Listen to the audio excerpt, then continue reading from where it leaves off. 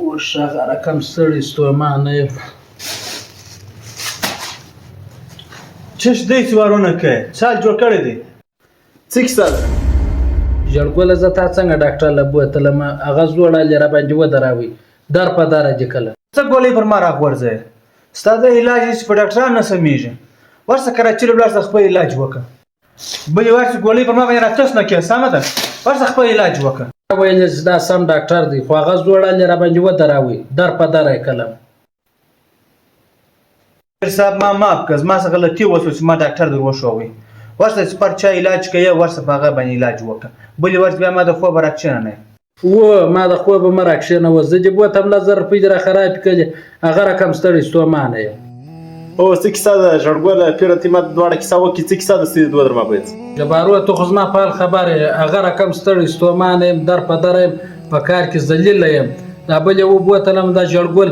1000 روپۍ هم را باندې تاوان کړې ډاکټر له بوتلم هغه رقم ستړی ستومانه یم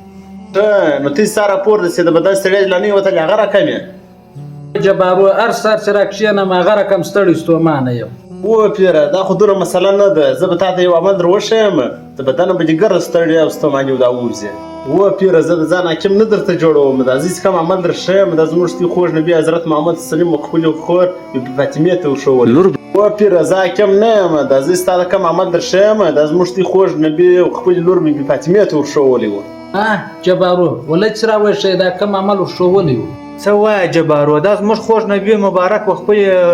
لور فاطمې ته وښولی ولو موږ ته هم راوښیې دا زموږ په بدن کې هم دا رقم ستوماني ده ژړګوړه پیره هسې کوم عمل دی هغه راسې زه نن تی در ښیم وخت کې نبي مبارک له غلامان راغلي وو نو حضرت علي بي فاطمې ته وویل چې ورسه یو دنه غلام ځین راوړله کور ته ستاسو د کور په کارو کې لږ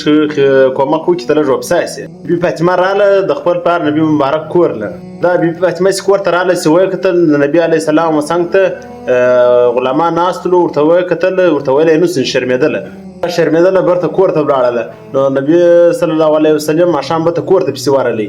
فاطمې ته ویل خیر دی استرالیا غږ دې نه وکړي به ته ولاړلې علي غږ پر وکړي ورته ویلې ول دا به تا پسې دا لپاره درله چې زه د پلاره څه یو غلام راولم کور ته چې دا په کور په کارو کې زما سره لږ خدمت وکړي زه لږ وبساسم مبارک و خپلې لور بي فاطمې ته ووایي زه تا ته یو عمل در ښیم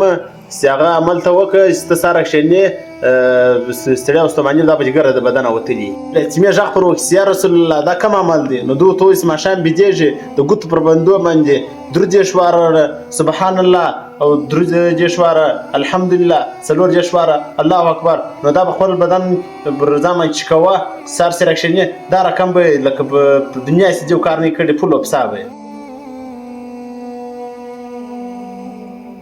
په حدیث مفهوم کې دا ثابته شوې ده چې نبي مبارک خپلې لور بي فاطمې ته دا عمل ورښولی و عمل تی دویم کوي انشاءالله دا زما ایمان دی زما یقین دی چې دوه به سره کښېنئ داسې رقم به یاست پول وبسا به یاست لکه پر دنیا چې یو شی مې نه کړی وایه جبارو دا خو ډېر اسان عمل دی هر ماښام چې بېدېږم د بېدېدو د مخه به دا عمل کوم او دې ګولۍ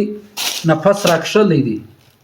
دا ګولۍ مولۍ وغورځوه مخصوصا د بېدېدو د مخه دا عمل کوه سر سره کښېنې تر و تازه به یې بارو دا خو ډېر ښه عمل راوښوی دا خو داسې په عبادت کې راځي